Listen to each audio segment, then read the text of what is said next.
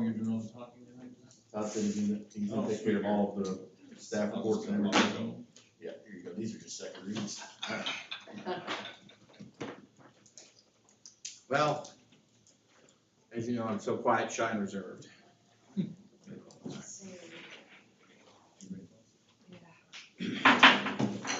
Please rise for pledge of allegiance. I pledge allegiance to the flag of the United States of America and to the republic for which it stands, one nation, under God, indivisible, with liberty and justice for all.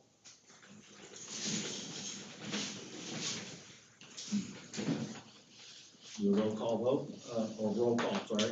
Alderman Bocart. Here. Alderman Ravencraft. Absent. Alderman Colbert. Here. Alderman Bell. Here.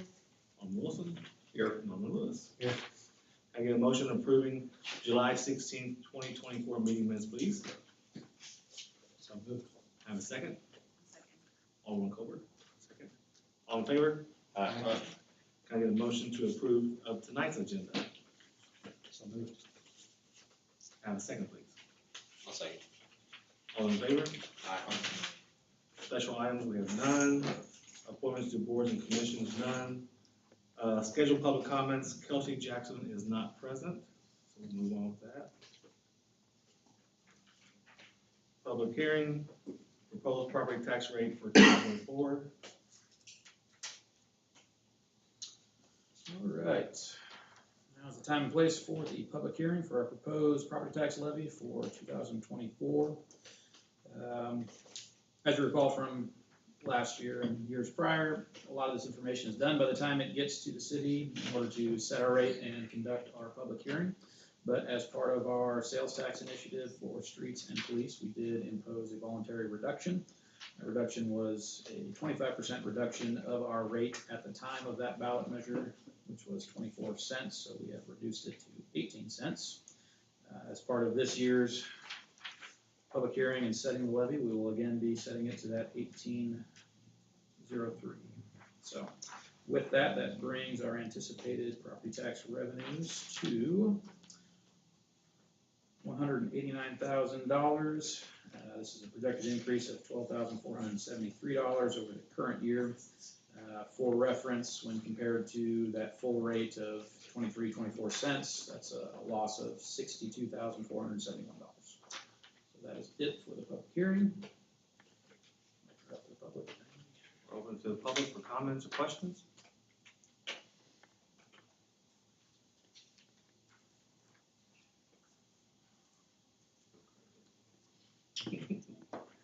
All right, have none, so we're going to close the public hearing.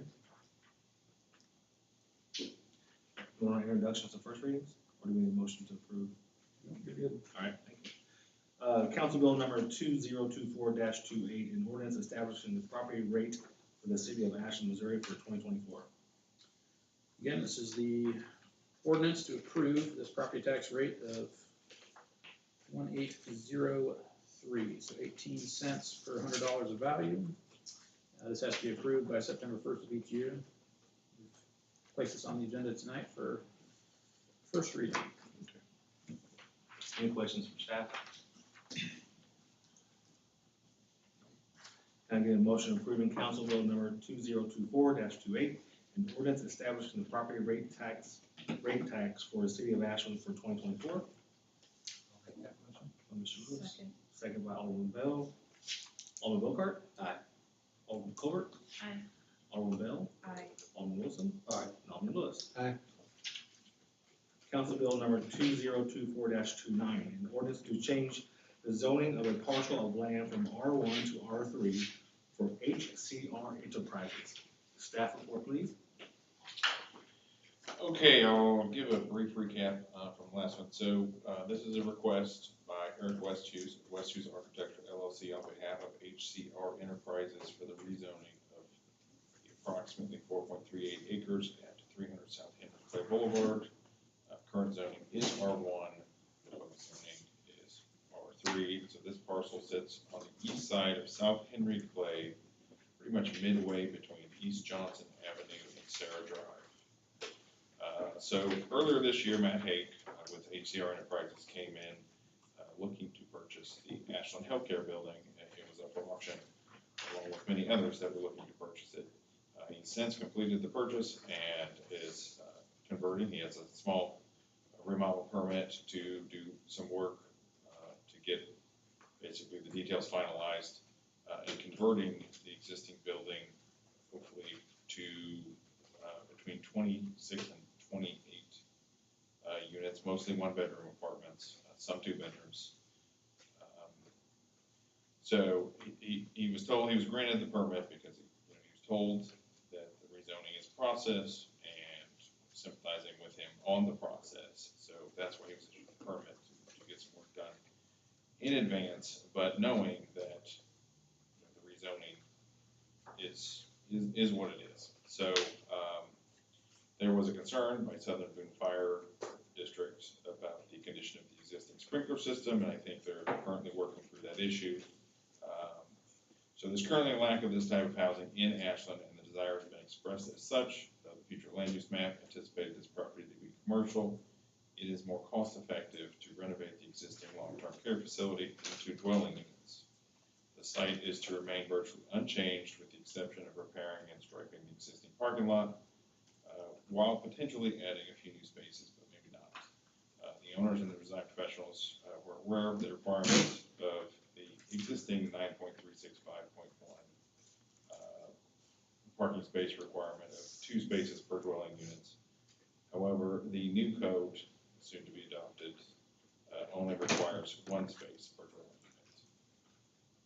So after careful consideration, staff is supportive of this rezoning as this property is a similar type as what exists previously. The existing zoning is R1, which was in conflict with the future land use, but it is the opinion of staff that R3 would be better suited for the site than the current R1 zoning, as it makes use of the otherwise empty structure. The only questions raised have been about the type of residents that this project is intended to attract, but this was unanimously approved by the Planning and Zoning Commission. And it is also important to note that the only permitted use for R1 zoning is a single-family dwelling, meaning unless the property is rezoned, the existing structure would need to be torn down. Big house. Big house. Yes. So the owner and the architect are here again to speak of the. Any questions for Aaron? Parking spaces. Yes. I have a concern about there not being enough.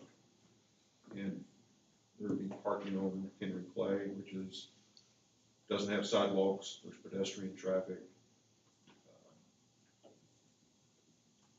Are there enough parking spaces to accommodate this? So there are roughly, I think, around, currently 40 parking spaces. So if you had it for 28 units, and there's only gonna be 2 or 3 bedrooms, There's only 26 units, 26 units total. and only it's 21 one-bedroom, 2 studio, and 3 two-bedroom, and that's rock solid, that's not gonna change.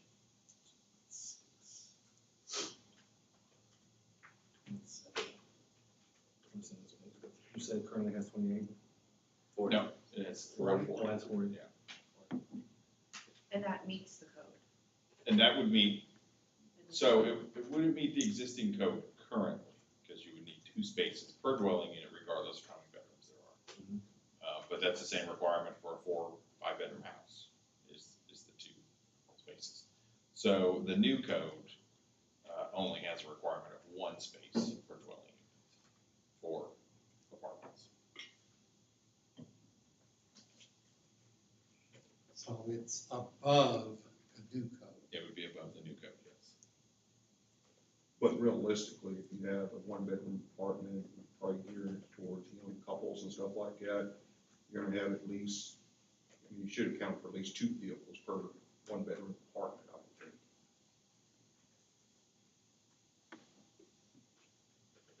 Potentially, but I mean, not every situation. Correct.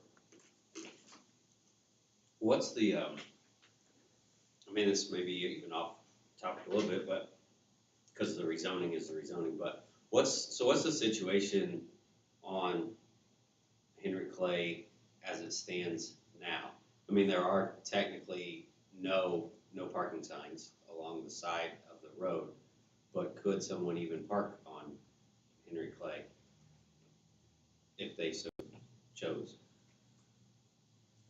And so you're asking, is it wide enough?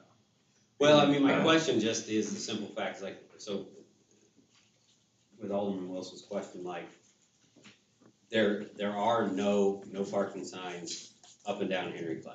There are also no shoulder, to some extent, I mean, there's a sidewalk on the west side, if you will, you could technically fit a full car on top of that. But I guess my question is, if someone were to decide that this parking lot is full and start stacking cars on Henry Clay Boulevard, is that even legal? I mean, would those be towed, or is that something that could theoretically be legally done? Because I think that would need to be addressed, maybe not as part of the rezoning request so much as just a moving forward. But I don't even know if somebody could legally park on the east, or I guess the northbound side of Henry Clay as it stands right now. Does anybody know? Currently, vehicles park on northbound Henry Clay shoulder in front of the daycare. But they have like a, They have, but you still see it, like, that's the soft shoulder, it's more of gravel and aggregate material, it's not a solid surface, asphalt or concrete. Along the southbound lane is where you see the majority of the solid surface shoulder. and you can't park on that, right, because there's a sidewalk. Or again, that's what I'm asking, is there's no signs, so. As far as I'm aware, there is no ordinance that precludes parking along South Henry Clay Boulevard, is there, Darla? It's called pedestrian trail. Okay, so, yeah, I mean, I know we have the pedestrian trail, but there's no signage or anything that indicates no parking along Henry Clay Boulevard. So it is no parking there? On the On the trail pedestrian, side. on the trail, because it's considered a walking. I mean, if you get down to brass tacks, depending on what that right of way, what the dimensions of that right of way section are, it might preclude parking altogether as a commercial thoroughfare. I mean, it's one of our primary thoroughfares throughout the city. Yeah, and I just asked because it could be a problem. So, I don't know if it affects the zoning request, but just something to keep in mind. and I'm not familiar with the property like you are, I'm just looking at it on Google Earth, right? And there's this little bit of gravel on the side of the road, right? That's what you're talking about. And it's used on occasion. You know, so old boy shows up on Christmas Eve, let's say, and the place is packed, and he parks there. It would be my opinion that unless there's a sign that says not, and you're not obstructing traffic, probably all right. We could change that. An officer can tow a car under any circumstances if it's obstructing the traffic way. So if somebody parked too far over, you don't need a sign, you don't need an ordinance. You can tow the car away because it's not safe. The other But aspect, I would find that to be a remarkable circumstance. Not impossible, but I mean, again, like, a holiday comes to mind. But, the other aspect to consider is this sign right here, if you go look at it in the other direction, is a sign to warn traffic about the upcoming chances of emergency vehicle. so the fire sign station says, emergent in the EMS space. yeah, fire station entrance, speed limit 30 miles an hour, just as you approach the entrance to the building.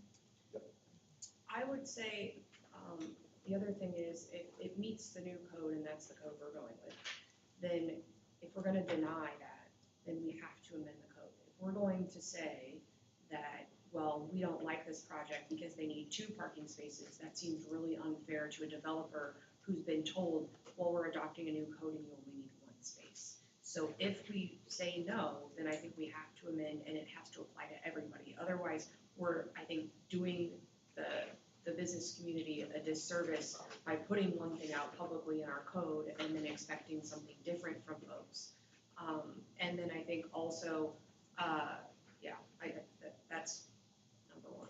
Keep in mind that zoning regulation is also applicable to site plan review, which is not required of this project. So that's the only, because that's the only thing, I mean, I agree with Stephanie, is like, I don't know that the parking situation along Henry Clay matters as far as the actual rezoning request. I don't know that it's fair for me or anyone else to look at the zoning request through the lens of parking on Henry Clay, right? Because that's a separate issue.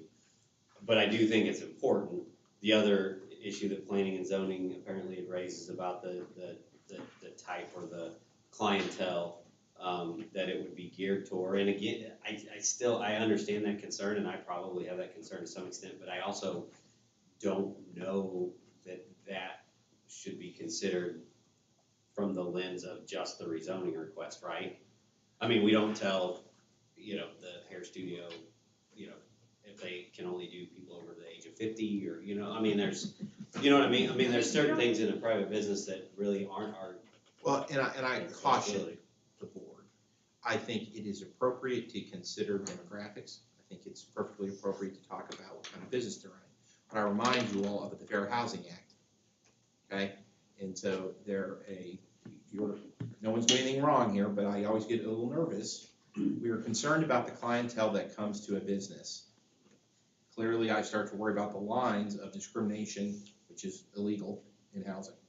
So just remind everyone of that. Yeah, and I think that's. And I'll remind people, I don't have any interest in this project, but my husband runs a very similar project through his business in Jefferson City. The prices are almost identical, and their main clientele are traveling nurses who work at the hospital. Yeah, So, and I think it's kind of I get what you're saying too, because when people are concerned about the clientele, everybody's got their preconceived notions of which direction they're looking. My consideration is that anytime you have a person that is living in multifamily housing, such as this, there was an apartment in Columbia that I lived in that you had to be at least older than college, right? Because they didn't want you partying. They didn't want you parking in the grass when you come home hammered from the bar. There's all types of things that go with, age as well. So, that is a concern that I understand, is that this is right in the middle of town. You do not want it to be, where renters typically don't have pride of ownership regardless, because it's not their problem. So I get that concern, but I think we went a little bit far off. I just wanted to mention the parking. Throw my 2 cents worth in. The just fact that it is R1 right now, think about it, it would, even if he hadn't bought the property, let's say it were totally leveled and a buildable lot, who's gonna build a house there? Are you gonna, build your dream home right on Henry Clay in the middle of, anything but residential? Our job It's adjacent to a is cemetery. Yeah. I think our job is to do what's in the best interest of the city, and, that type of housing is needed. It's gonna clear up an eyesore, while, I'm surprised that as long as that building has been vacant, that it doesn't look worse than it does, other than a few weeds, it's, The property's well maintained. it's okay. Never been an issue. So, I'm in support of the rezoning. well, and I think the market will fix potentially the parking problem. I think that's a them problem, because if I'm a renter and I show up and your parking lot's already full, my first question is gonna be, where do I park? And when they're like, well, sometimes you have to park out on the street, I'm gonna say, I'm not renting unless you can guarantee me a spot. And so it sounds like, market pressures might force them to sort that out rather than us telling them what to do about that. And so I think the business can decide how they want to handle the parking situation. I'm the benefit of looking at Google Earth. You all probably know the site very well. If you think about the parking lot as a backward L, the inner portion is grass. There's a ton of land. Right.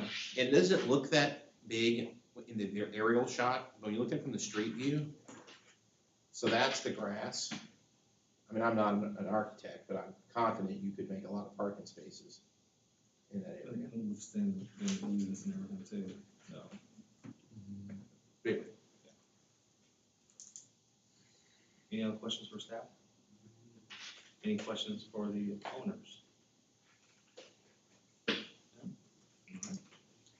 Can I get a motion to approve council bill number 2024-29, an ordinance to change the zoning of a parcel of land from R1 to R3 for HCR Enterprises? I'll Can I have a second? Second. Alderman Bocart? Aye. Alderman Colbert? Aye. Alderman Bell? Aye. Alderman Wilson? Aye. And Alderman Lewis. Aye. Motion passes. Council Bill number 2024-30, an ordinance amending the city code to authorize certain city officials and employees to speak on behalf of the city on social media. So my, Staff report, please. yes, sir. So the U.S. Supreme Court in March handed out a decision in which a city manager's personal Facebook page, the city manager had deleted some comments and then blocked someone, was found to be liable for having done that. Even though it was a private page, and even though he only occasionally used it for city business, he was deemed to be liable, the city's on the hook. And one of the things that the opinion makes plain is one of the ways to control liability and limit risk is for a city to specifically authorize only certain people to speak on behalf of the city. And the idea is if you're not authorized to do it, then liability would not be triggered. What this ordinance does is it has 3 sections. The first section says the mayor, city administrator, and city clerk can post under any circumstances, but that's it. That's because they want to make statements, for example, city clerk for scheduling meetings, that sort of thing. Second provision, the police chief and the public works director can post and make changes, but only for emergencies. So there's some terrible problem, there's a water main break, that's it. Everybody else is specifically not authorized.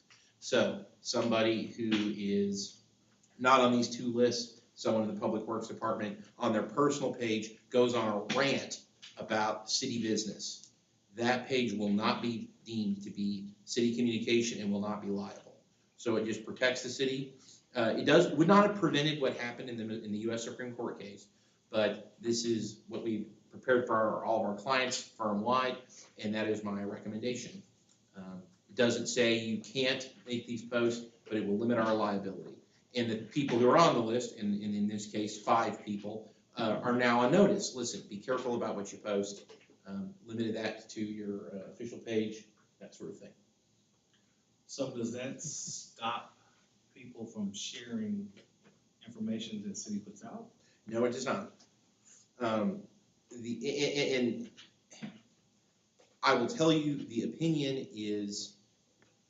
does not give absolutely clear guidance. It says there's a multitude of factors that would trigger liability, which makes sense when you read it, but is frustrating to every city in the United States who's now worried that their city employees' private pages will get them sued.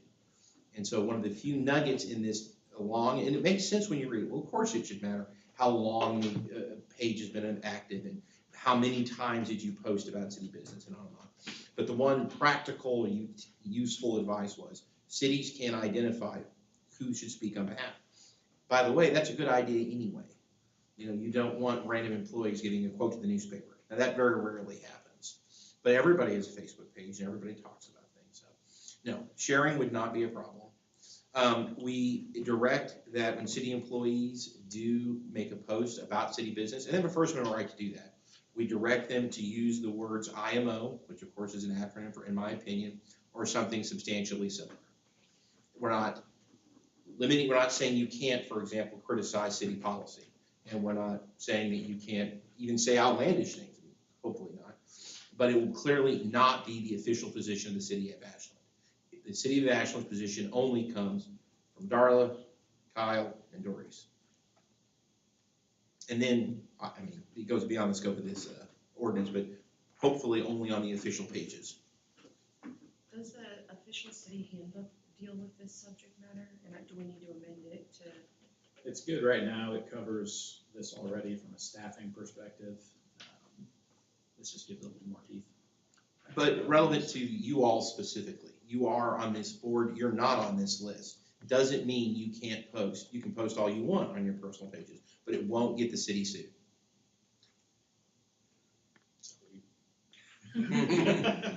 That's why I wrote the ordinance. That's what they say. Can I get a motion approving Council Bill number 2024-30, an ordinance amending the city code to authorize certain city officials and employees to speak on behalf of city social media? So, Have a second, please. Second. Mr. Lewis. Alderman Lewis. Aye. Alderman Wilson. Aye. Alderman Bell. Aye. Alderman Covert. Aye. And Alderman Bogart. Aye. Moving on to old business. Ordinance number 1481, an ordinance adopting Ashland, Missouri, Chapter 9 Land Use and Development Code and Chapter 10 Building and Construction Code. All right, in your packet, again, is the most up-to-date version of the Land Use Development Code and also the newly revised, completely changed, not completely changed, but consolidated Chapter 10. So this will replace Chapter 9, Chapter 10, and all of Chapter 11. Chapter 10 has been renamed and revised to include only building and construction.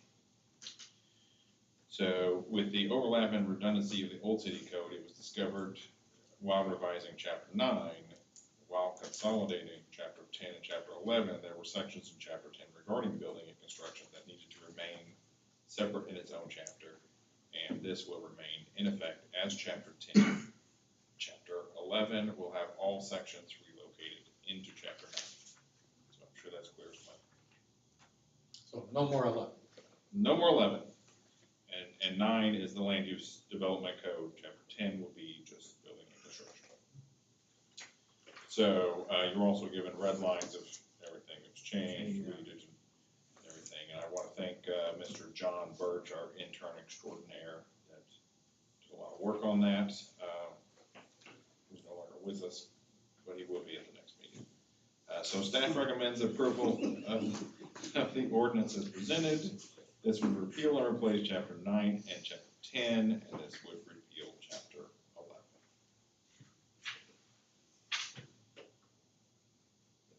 Any questions for staff? No? All right, can I get a motion approving ordinance number 1481, an ordinance adopting Ashland, Missouri, Chapter 9 Land Use Development Code and Chapter 10 Building and Construction Code? So moved. And a second? Second. All in favor? You need a roll call. Need vote. roll call. Council bill and ordinances require roll call. Just the Resolutions. resolutions that you don't. Alderman Bogart. Aye. Alderman Covert. Alderman Bell. Aye. Alderman Wilson. Alderman Lewis. Ordinance number 1484, an ordinance amending Chapter 20 Traffic Code, Schedule 2 stop signs, Liberty Lane and Milton Drive. Mr. Mayor, members of the board, for this evening is the second reading for the previously approved by first read ordinance to install 2 additional stop signs at the intersection of Liberty Lane and Milton Drive. Staff is ready to proceed with this upon passage of the second reading and clearing of locates. There has been a delay due to some of the utilities not responding to the locates in a timely manner in order for us to stick the signage into the ground. But upon clearance of the locates and passage of the second read, we are able to proceed. Any questions? Why couldn't you do the locates? Well, so we've done the locates. We're I waiting don't know on why it wasn't responding. a particular utility that is Ryan, advised they have staffing issues for their locatings. Ryan's with. Sedalia.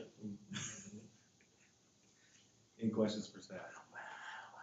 All right, can we get a motion to approve ordinance 1484, an ordinance to amend Chapter 20 Traffic Code Schedule 2 stop sign, Liberty Lane and Milton Drive? So moved. And a second? Second. This will be a roll call vote, Mr. Mayor. Thanks, sir. I got the vote the first time. Alderman Bogart? Aye. Alderman Covert? Aye. Alderman Bell? Aye. Alderman Wilson? And Alderman Lewis. Aye. Thank you. Ordinance number 1485, an ordinance designating one-way street and alleys in Chapter 20 of the City Code of Ashland, Missouri, Redbud Lane and North Henry Clay Boulevard to Main Street.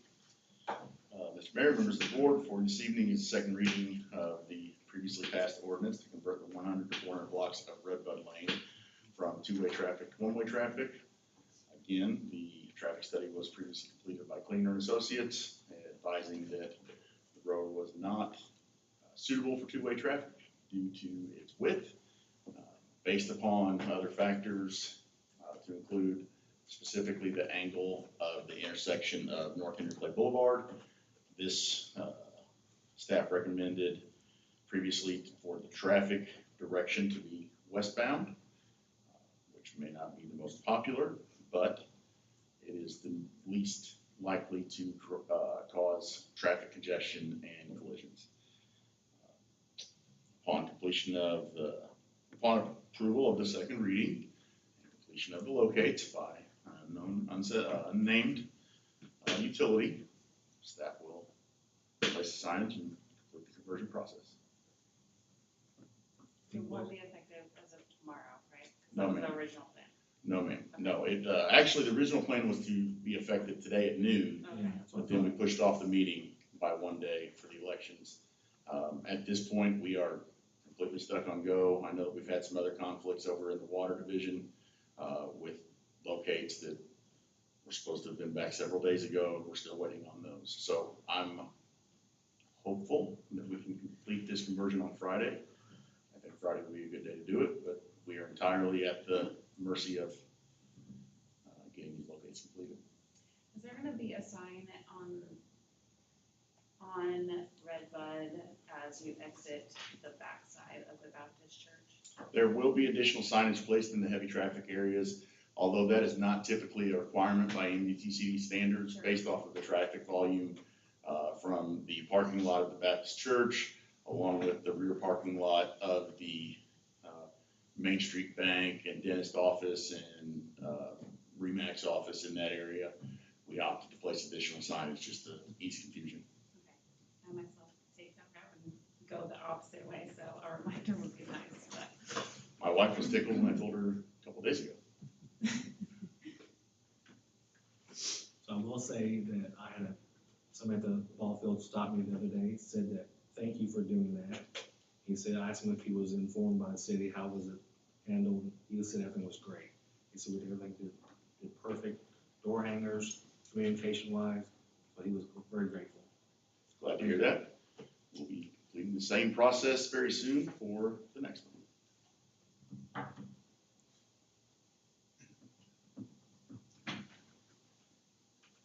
Starts with a J. Starts with a B. Okay. All right, can I get a motion approving ordinance number 1485, an ordinance designating one-way street and alleys in chapter 20 of the city of Ashland Code, Redbud Lane and North Henry Clay Boulevard to Main Street? So moved. Now a second?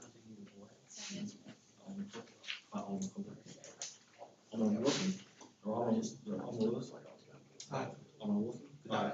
Alderman Bell? Aye. Alderman Fuller? Aye. Alderman Wilkins? Aye. 2024-51, a resolution to accept the proposal of CBiz to conclude compensation study. We've talked about this for a few years now, always during the budget process and in budget workshops with the board about our current pay matrix and making adjustments to that. The pay matrix that we currently use was established probably 2020, 2021. We've done a good job of trying to keep that up to date, but what we quickly find is that we have, particularly in the police department, since that's our largest staff department, is a lot of compression amongst the pay for those police officers over there. I mean, you have 6 or 7 just regular old patrol officers all within the same pay band, and you got some that have been there 10 years on the department, you have some that have been there 10 weeks. So it's kind of hard to stay up to date, particularly in that department, but just citywide. Staff has worked with our pay matrix over the last few fiscal cycles to try and make some meaningful changes, and we just keep kind of running into a wall, trying to figure out the best approach to stay competitive, make sure that we're appropriately compensating our staff, responding to, the feedback we get from staff about pay, whether it be the compression issues or just comparing us to other industries as well as, other municipalities. So over the last probably 8 months, staff has been looking for firms to try and conduct a comp study for us and help us put together a compensation plan that makes sense and that works for the direction we're trying to go. And what we've heard is CBIZ is who you use if you're a municipality in Missouri. It's the only firm that we got recommendations back from any other city. I think we talked to probably 6 or 7 different cities that have all used CBIZ for a number of years to help conduct their comp studies. We will look at not only our compensation, but our overall benefits package, just to see how that stacks up to other municipalities, see if there's anything that we can do to try and tweak that a little bit. And one thing that we do and plan to do with this as well is really engage staff to make sure that they have some buy-in and ownership of this proposal. That's always that's a small staffing complement here, so for a top-down approach to compensation evaluation, it's not always accepted by all staff, so we feel that, leveraging CBIZ to come in and do that comp study for us, interviewing all the staff members to get their feedback and thoughts, not only on their position to make sure we understand what they do on a daily basis and their job description reflects that, but also give them an opportunity to speak to someone other than me or other administrative staff about their pay and benefits. I think would be beneficial feedback as well. Another nice thing that we liked about CBIZ is not only are they going to look at some of the same data we look at, which is other municipalities, but they're also going to look at our job classifications as it compares to other industries. You can take what Public Works does and find a similar private sector job to compare that to. Obviously, from the police department's perspective, we won't be able to find a whole lot of private sector comparables, but we'll at least be able to lean on CBIZ's experience with other municipalities and the wealth of data that they have to help make some adjustments that make sense for us, or at least propose something that we can try and implement. Part of this process will also look at our existing job classifications and see if we need to change or add, or how that'll look. Like I said, we've got the compression in police department, but we also have compression in our utilities. We only have 2 hourly, we'll call them the entry to mid-level pay classifications on the utility side of things across all the utility divisions, so there may be opportunity to expand that as well. So that's the proposal you have before you. With that additional step, which we would like to do, which is looking at all of our benefits in addition to the compensation. The total cost is $17,000. We're bringing this now so that they can get this done prior to that October timeframe when we start really beginning the budget process. So the goal would be to have a proposal that we can then work into the budget, adopt, and have effective May 1st of next year. Instead of just doing our usual COLA adjustment, do something a little more robust, or at least take a harder look at our compensation plan. Any questions for staff? I get a motion approving 2024-51, a resolution to accept the proposal bid from CBIZ to include compensation study. So, Have a second? This is all one, right? All in favor? Aye. Moving on to reports. Mayor's report. Sidewalk is coming great down Broadway, I noticed that. Are they going to work on the sidewalk in front of the 503 Collective also? I noticed they're doing some work across the street. So, no, sir, all of the sidewalk work of this project is being completed on the north side of Broadway.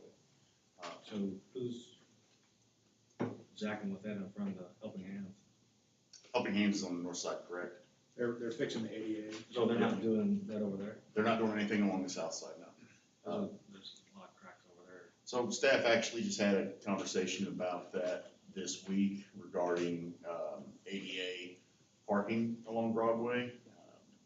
We're gonna continue to look at that, what's gonna be most effective, but we are leaning towards revamping the southern section of Broadway in the near future to include ADA accessible parking with the elongated parking stalls that have the hatched area for mobility equipment. I see we got the overlay done on North Main. Yes, sir, overlay. Before school started too. Yep, mill and overlay project was completed today. Good job. Second thing, fence on the softball field, first base side, never really paid a lot of attention to it until this year, but, can we look at extending that down to that first telephone pole? I'll speak with the YMCA staff I about mean, it. and you don't have to put it in, I mean, the front part of it is in concrete. I would say the second part that I'm talking about, I would just put it in the dirt and concrete that way. Don't do a little petition wall like you did, unless you want to.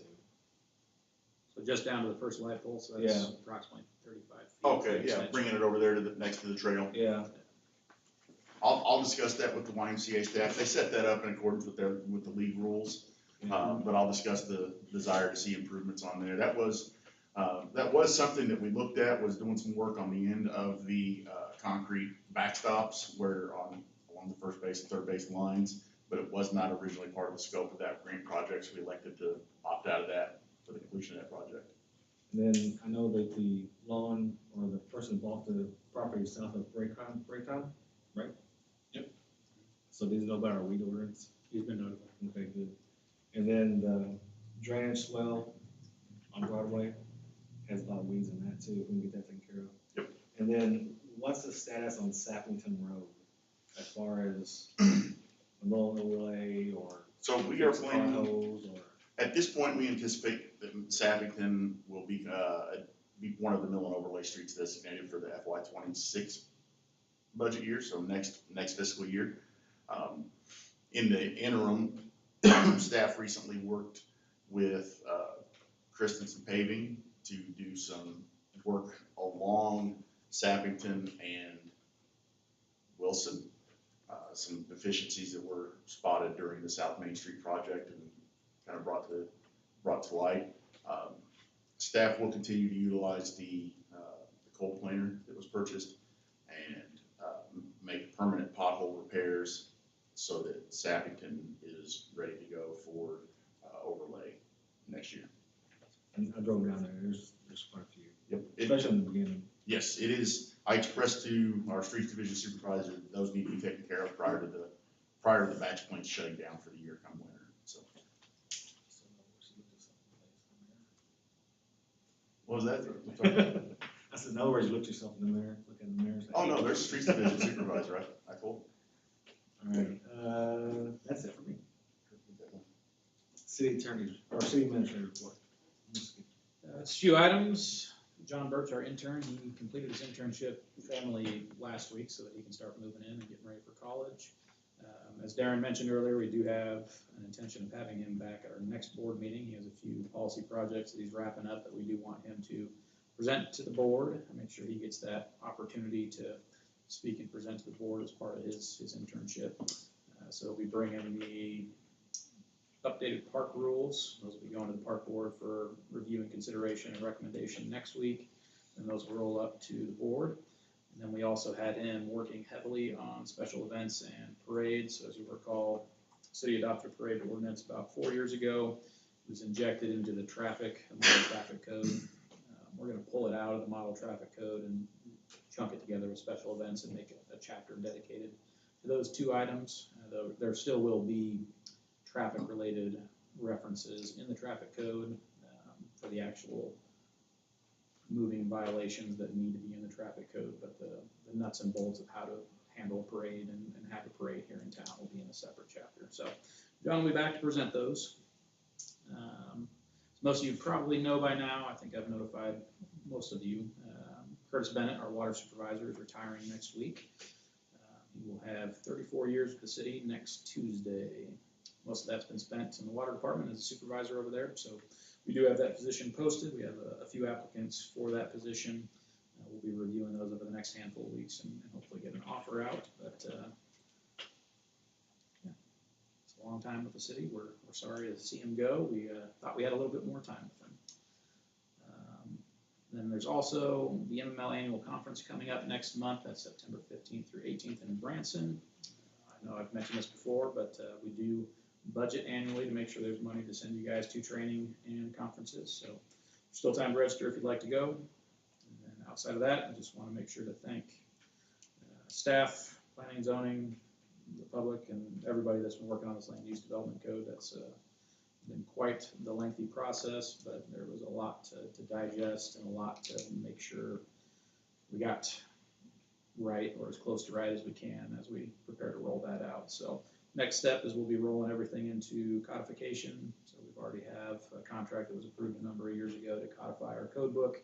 It's been a number of years since that has been done. So now that the LDC is done, we can advance that project and hopefully have a brand new, fully consolidated code book to you within the next 3 to 6 months for review and adoption. And we'll be in the 21st century. So that's all I have. City Attorney, No report tonight. Police Chief monthly report. I noticed he emailed it out. He had a pre-planned absence this evening. He's not done with his report. He did email you that he will get that to you as soon as he is able to. We're all on a go-kart. No report. Alderman Colbert.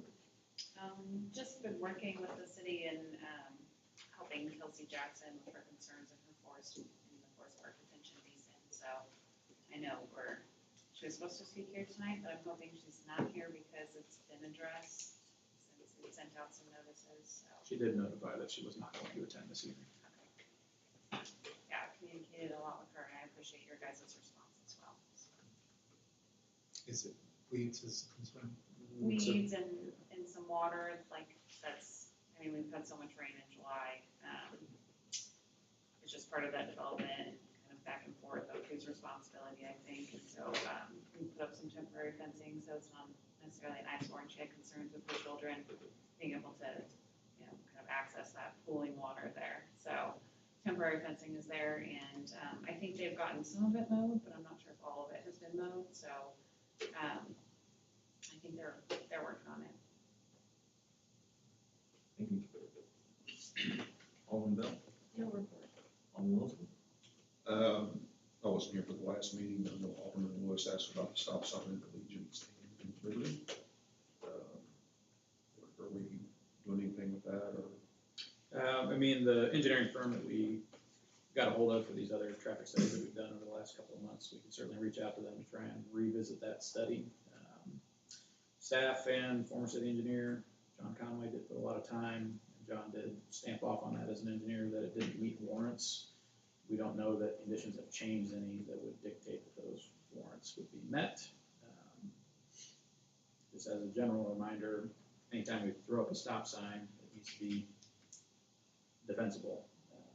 Obviously, we want that stop sign to hopefully prevent accidents, not that there have been a history of accidents there, but from a law enforcement perspective, if they're writing a ticket for running that stop sign and it's not a legally justifiable stop sign backed by warrants, that ticket would be thrown out. We consider putting like a sign with lights with the speed limit, because people can fly right, like both directions there. What would likely be a potentially appropriate next step. We have all confidence that it doesn't meet warrants and would not justify a stop sign at this point, but we could potentially look at like those intersection ahead with the flasher on it, see if that is a help with that. Yeah, I still disagree with that. All you've got to do is go to that intersection and look left. I can't see how anyone could argue that that's not a dangerous intersection. Well, I make that turn every day, and it's the eastbound traffic, you cannot see it. You just can't. Is there a possibility, that's our street, right? All the way out past Liberty North? I know it's probably more expensive than a stop sign, but is there a possibility to regrade the road right there? To flatten it out, take the hump out of it? It's just money. And we've got tons of it. well, just printing it right, But it is dangerous. I know that, unfortunately, usually, near misses don't get recorded, and if nobody kills anybody there for 6 months, it's considered safe, and then something happens and everybody goes, why didn't we let that happen, kind of a thing. But it needs to be addressed, and if a stop sign isn't defensible, maybe we should look at the potential. You're liable on either side of it, so if the board wants a stop sign there, it can be thrown up, it just won't be one that is stamped off with our transportation standards that we've adopted. Well, and that's the thing, is why do that? The goal is to make it safer, right? I don't care if it's a stop sign, or I don't care if it's a speed bump. ramp, if you Evel Knievel over the intersect, I mean, it doesn't matter as long as it's safer is really what we're trying to. So one point of record that I wanna make sure that everyone understands is when John Conway and I conducted that, warrant study at that intersection, our findings were exactly in line with the findings that Boone County had. Because if you recall, that stretch of East Liberty Lane was not city-owned and maintained at the time that Liberty Landing South was developed. And they signed off on that intersection and made the 35-mile-an-hour speed zone recommendation through their warrant study. And those are the same findings that John and I came up with by doing the analysis, taking the measurements. I mean, it's a step-by-step process that you just gather the data and plug in the formulas, and that tells you, yes, it's warranted, no, it's not. So I'm happy to revisit that, but I just wanted to make sure that it matched what the county came up with when they authorized that road to be, to come out onto Liberty. And I agree. But what's the number, I mean, what are the numbers? So like if somebody who doesn't live over there, but took a child to daycare, 2 days a week for, 2 years, not a long time. I go out that way to the dog groomers, I drop my daughter's friends off out that way. I'm out there once a week, right? Not as frequently as coming in and out multiple times like I live there. But turning right out of whatever that road is, back towards the primary school, is super sketchy. I agree. And it's super sketchy for somebody who's in the area like infrequently. And so I don't know, I mean, you can't change the speed limit because does it matter? No, because every time I come back from the dog groomers, somebody is up my ass on that road going 50 when I'm trying to go 30. And I know for a fact that as soon as you come over that hill where the two roads meet, there's a pothole this big. So I'm usually driving slow just to not drive off into that thing. And you still, I mean, you've got people, so the speed limit doesn't matter. And potentially a stop sign doesn't matter. I mean, you got people going 60 on Liberty by Middleton, so why would you not just blow through a stop sign? But really, honestly, I think the visibility is the issue and not whether there's a stop sign there or not. And you make an excellent point, which kind of goes to why the stop sign is not warranted, right? If it doesn't meet those warrants and you are the vehicle that's on Allegiance, ready to turn on to Liberty one way or the other, well, you see that there's a stop sign for opposing traffic, whether they're gonna heed that or not, totally different scenario, but it gives you almost a false sense of security that I can negotiate this intersection safely because you're expecting that car to stop, and they very well may not. Now, I know the same can be said at any intersection, but at the end of the day, I don't disagree. It's a concerning intersection. I remember when I was a police officer when it came in, and I thought, how on earth is this not a stop intersection? Then I went over to Public Works and in short order figured out why, and it's because it just did not meet those guidelines that come out from federal highway. So what I don't understand, I mean, that road has been done a long time ago, and I remember when that road was gravel. And I do not recall there being a significant hump to get up to the top of that. I mean, I don't know if that was ultimately once you start, altering the land around it. I mean, it used to be just a flat gravel road all the way through. I don't know why it has such a significant line hump there in the first place. My guess would be for stormwater conveyance. That would be the most likely scenario, just based off of development and hard surface area around giving that water somewhere to go rather than just flat lands to make a marsh. That being said, there is one ace up our sleeve here, and I would encourage the board to push pause on this and let me get the sidewalk completed through the TAP grant project. At that point, that adds another factor into the pedestrian connectivity, which then increases the likelihood of the warrant being met to justify that intersection. I understand that is, a few months down the road, but that will put it in a better light, a more likelihood to be able to legally justify the intersection. That coupled with, and this is several years down the road, but I mean, I certainly don't, I'm not saying that we need to wait until the intersection comes in across, but as one of the latter parts of Liberty Landing North, they are going to have a street that aligns with Allegiance Ave, at which point the four-way stop justification will be very easily met at that point. But we are several years from that. pedestrian aspect with the completion of the sidewalk from Allegiance Ave to the school, I think will, help us get across the threshold for justification. Well, that was gonna be my question was, I thought at one time we talked about a subdivision going in across the street and everything lining up. Yep. So why can't you, and I know this is probably predated, but why can't you just go ahead and do the three-way stop with anticipation of the four-way stop and kill two birds with one stone and take care of Mr. Wilson's request? And I'd love to. Concern. I would love Mr. to. Lewis, sorry. So as we ran into with these two traffic studies for the stop sign at Liberty Landing, or excuse me, Liberty Lane in Middleton and the Redbud, so much data comes down to what you call the 85th percentile of traffic speed, right? When those studies were completed, and I understand there's a lot of people that speed through there, the data did not meet that justification. It never got us to that threshold because the speeds recorded didn't get us there. Happy to go out, we've got the equipment, we can go out and gather that traffic speed data and calculate what the 85th percentile is in-house. I mean, we don't have an engineer to stamp it, but we can figure that out and see if it looks like we're gonna be close. I mean, the traffic patterns may have changed significantly. There's been a fair amount of development to the west of town to where we might be able to get there now. I mean, I'm happy to hang that traffic counter out to gather that data and look at it if that's what the board desires. That's what it needs to justify it, but I think we're asking for A and the answer we're getting is B because it's not a speed thing. It's a danger thing.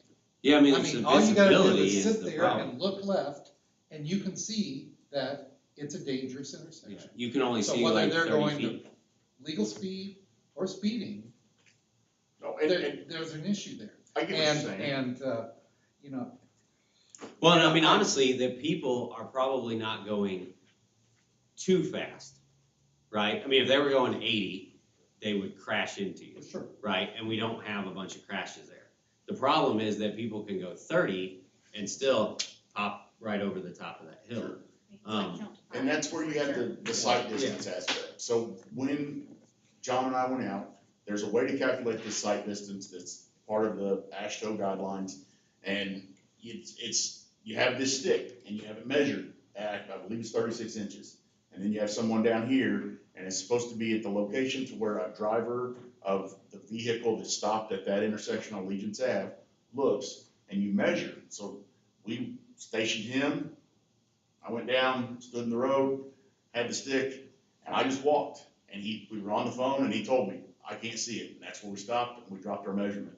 And that measurement is what was established as the sight distance was calculated as part of that formula. It kind of brings us back around. If the board wants a stop sign there, we can throw up a stop sign there. We just don't have an engineered basis for putting it up at this point in time. I know at one I'm time. for it. I know at one time we talked about, you cannot put a stop sign there to stop speeding. That's not what they're asking, they're not asking to stop speeding, they're asking for stop. Correct, and Visibility. Yeah. what James is saying is all of those factors are considered as part of analyzing the warrants for placing a stop sign. Right, It's not just speed, everything is looked at as part of that. but 99% of the people that come up that hill, if they see a stop sign, they will stop. Yeah, I don't buy the, we shouldn't put it up there because someone might run it, aspect. That's ridiculous. Why would we put any stop sign anywhere in town if we're gonna take that attitude? So, I'm for pushing onward with it, whatever we need to do. So the question is, are you making a motion to direct staff to put a stop sign at that intersection? I will do that. I have a motion to direct staff to put a stop sign at that intersection. I have a motion by Alderman Lewis, I have a second. Second. Alderman Wilson, roll call vote, Alderman Lockhart. Aye. Alderman Colbert. Aye. Alderman Bell. Alderman Wilson. Aye. Alderman Lewis. Aye. James will have an ordinance for you on the next agenda. I mean, ultimately, we can remove it just as easily if that is an issue, correct? I'm not really worried about revenue from writing tickets on them, I'm worried about people being aware that there I is mean, a reason to slow down. Yeah. You know? yeah, and plus, like you said, I mean, eventually we want to put It has an issue on that end, but also has an insurance issue if it's not a legal stop sign, if there's an accident there. Well, I mean, and I know, baby, and I get that, but being insurance, like, there could be a legal issue if we have talked about a stop sign there for 6 years and somebody gets T-boned. You know what I mean? Like, that's the defense, and it's recorded right now. The defense is somebody's gonna That's why get, we lean back Yeah. on our engineering report. yeah, I mean, somebody's gonna get in a wreck there, one way or another, whether there's a stop sign or whether there's not a stop sign.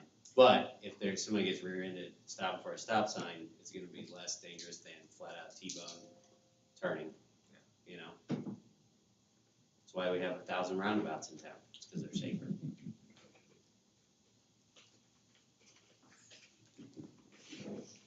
$5,000. Alderman Lewis. No, neither one of us recommended a roundabout at that spot. Moving on. Your report, sir. Oh, my report, okay. The only thing I've got is, I will be attending the Greater Moncton meeting with our groundwater tomorrow at 1. And I don't know, are you going to that too, James? Yes, sir. Okay, I will see you there. Wanna lift? Got a ton of errands to run at Columbia. I got other stuff I'm doing too, yeah. All right, move on, general comments from the public. I see none. I get a motion to adjourn. And a second? Second. All in favor? Aye. Go on.